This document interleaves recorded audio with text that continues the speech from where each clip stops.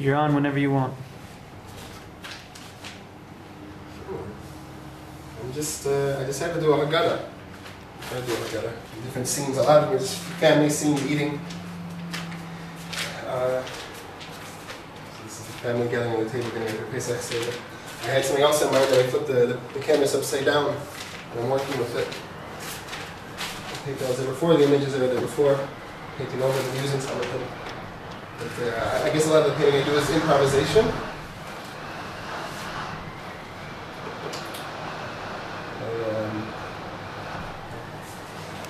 I'll put certain things in the canvas, and I'll wait until it appears, and I'll build relationships off of it. I guess it's sort of like writing music. When I write music, you play a few notes, I improvise for a while, I play around with it, you start creating melodies and things, and you build it up into a song. There's different creative processes. I mean, sometimes I do start with a concept. For instance, in songwriting, sometimes I might start with lyrics, and have an idea in mind, I'll put the music afterwards. It's a different process. And sometimes with painting, I have a certain concept in mind, and I try to execute it. It's never as I have it in my mind, it's always different. I work a lot from energy, from the emotional state that I'm in and certain energy and things. So sometimes when I'm very tired or if I'm down, I can't paint. Or the painting, I can paint, but it'll be very dark and it won't be so powerful. And, I didn't have any formal training. I guess I wish I did, but I am where I am. I intend to do some training. It's not true, I did some printmaking. I did take some still lifes and painting tips from different people and things. But I just started painting more recently, about 4 years ago. I've been fairly prolific, painting a lot, trying to develop and grow just through experience. And, that's where I'm at now. So every painting for me is a new discovery, It's a success or a failure, but I learned from it.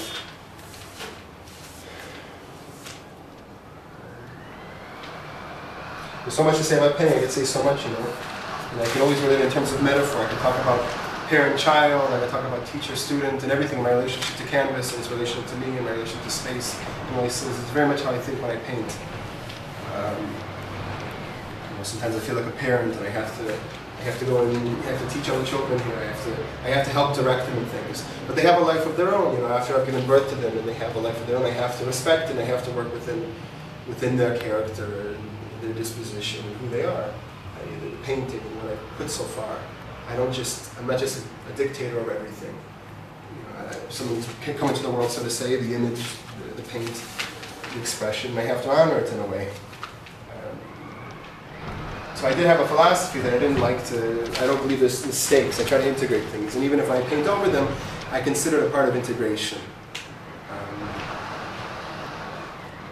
It's sort of a philosophy of life. My philosophy of painting is a philosophy of life.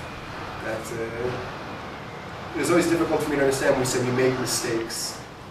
I mean, simply we could say it's true, we make mistakes, we learn from them, but the very fact that I learned from them means that to say something is a mistake, to say I regret it, I wish it never was. The very fact that I can acknowledge it now and say it was a mistake is a learning experience that I find indisposable. So it's contrary to say I wish I didn't have that. It's the very fact that allows me to say I wish I didn't have that is what I've gained. I won't be able to say this here. Anyway, so my philosophy of painting is similar. That I paint and I make so-called mistakes. But those very mistakes are the things that I wish I could change, are some of the very things that create the whole foundation and the strength of the painting. So it's sort of a holistic view.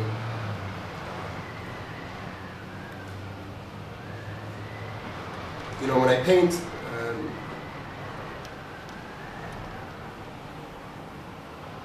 I still have those voices where people think, who am I painting for, who's the audience? But I feel those voices are there for many people in the various stages of life, right? When I get dressed in the morning, who am I dressing for? Am I dressing for myself? Is it social? And that certainly comes into the realm of painting, especially when painting becomes a kind of performance in the art world and you want to express something and share something and make statements, insofar as it's true to people. But when I'm in that self-conscious space, I'm not so creative. I basically feel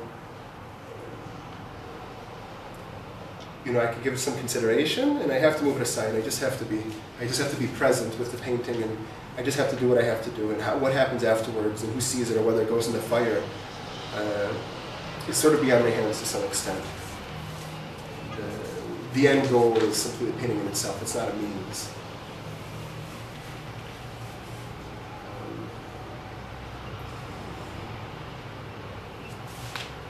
I started doing art when I was very young. My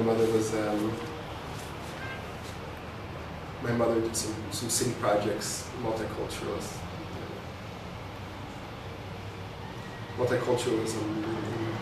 promoting multiculturalism through calendars and murals and things with various artists in Chicago, international artists and things. And she took me around with her, and I got a lot of exposure and influence when I was younger, and left a strong impression on me. So I'd go home and sketch, and I have drawers full of drawings for many years. They're just line drawings, they're not so strong. But I always felt the necessity to have to draw. I felt it within my body, an energy. It's really an energy in my body, which drives me.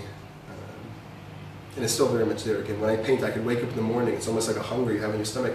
I could feel the hunger in my hands that I have to go when I want to paint. And I only started painting recently, before I had to draw. But when I go to museums and I saw more and more paintings, I felt it more and more that I have to paint, I have to paint. It wasn't exactly because painting's cool and I want to show painting, it had nothing to do with that. I almost started feeling sick without painting. I paint and some of it was terrible and I was so embarrassed. And this self-critical voice would say, you can't paint, you don't know how to paint. And painting is very difficult. So I stopped and I kept pushing and pushing, and you start doing lots of paintings and you develop. So you can't be deterred by that.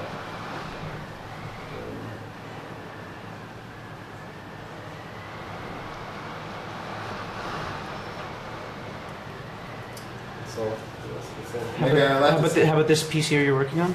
The piece I'm working on now, so like I said before, it was a different painting. I flipped it over, I'm working on it. It's a family at a table, Here's grandpa, here's mom, here's dad, here's children. I do a lot of family scenes. A lot of the paintings have to do with relationships and families. Mother and children, family at table, friends walking. It's always relationships. I'm interested in people. And I get inspiration from simply living and walking outside.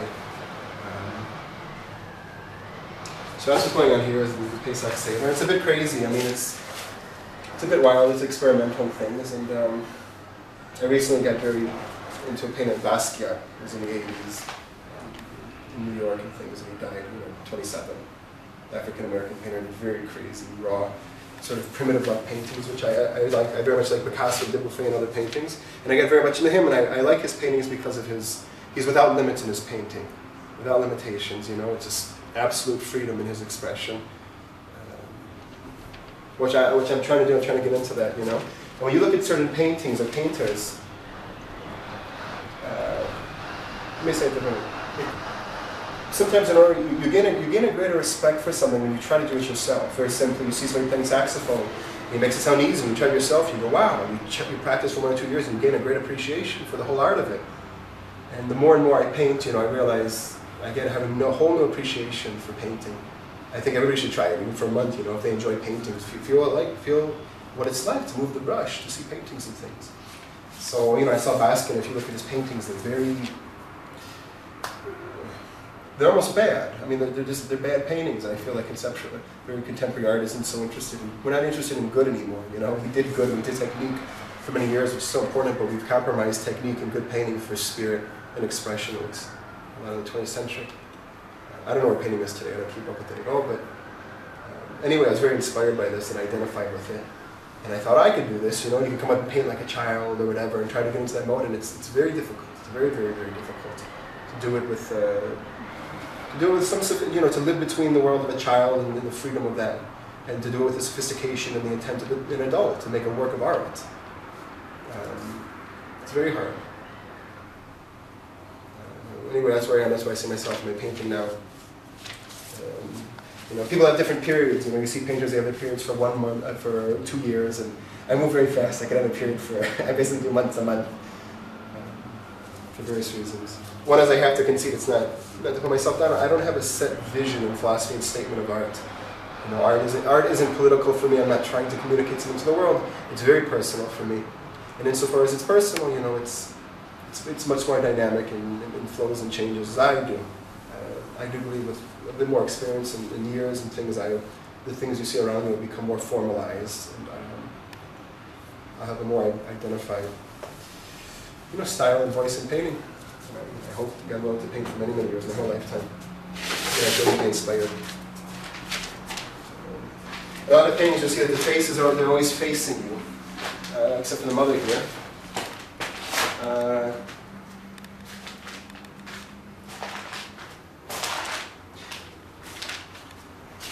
I do it for different reasons. One is, I get a strange feeling when you walk in a painting and you see the subject in the painting looking away. You feel like a voyeur. There's almost an element of perversion there. Like let's go peek in on them. And the paintings I like, the paintings that I do, I like this feeling that the people are greeting you when you walk up. They greet you and they say hello and things. They're very intimate.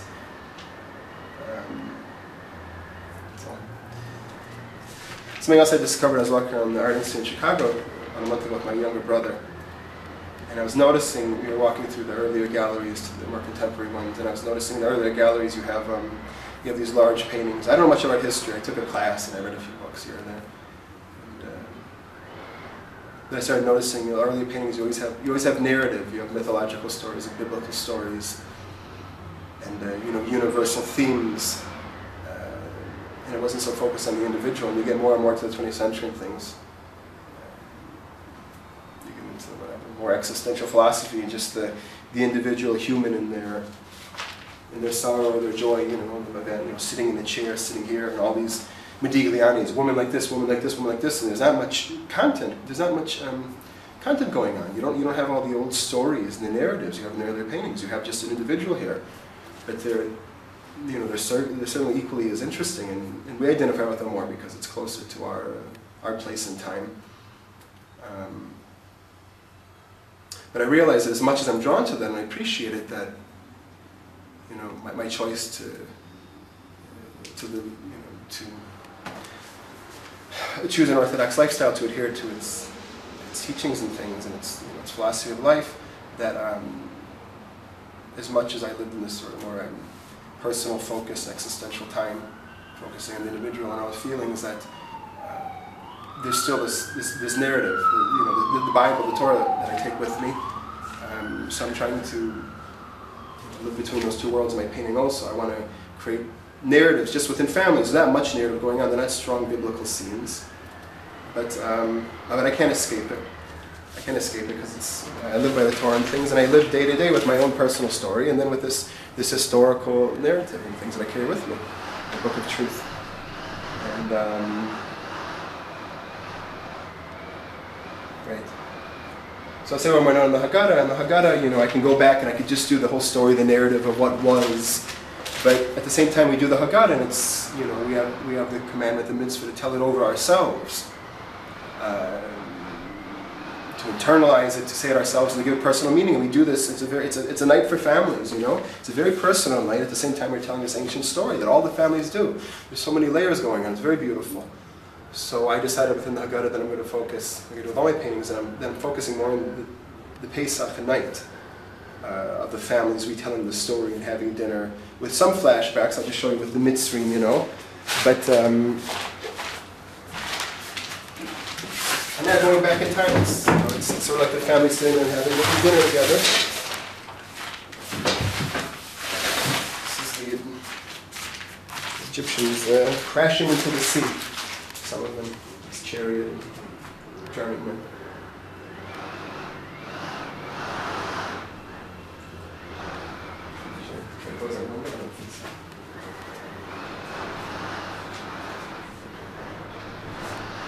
But whatever. So here I try to create a lot of movement and energy. I said, how do you paint it? There's so many depictions you can do, and there's so many styles in painting. And anyway, again, this is where I'm at, and it's very modern, very contemporary, very flat. You focusing on a couple elements inside?